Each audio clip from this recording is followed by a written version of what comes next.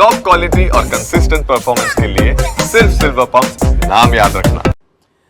દિલ્હીમાં અમેરિકાથી વધુ 12 ભારતીયોની ઘર વાપસી થઈ। અહીં પનામાથી મોકલાયો છે 12 ભારતીયોનો પહેલો જથ્થો। નવી દિલ્હીના આઈજીઆઈ એરપોર્ટ પર ભારતીયો ઉતર્યા હતા અને પરત ફરનારાઓમાં પંજાબ, હરિયાણા અને યુપીના લોકોનો સમાવેશ થાય છે। તુર્કી એરલાઇન્સની ફ્લાઇટમાં પહોંચ્યા છે નવી દિલ્હી, જ્યાં પંજાબના લોકોને વિમાન દ્વારા અમૃતસર રવાના કરાયા હતા।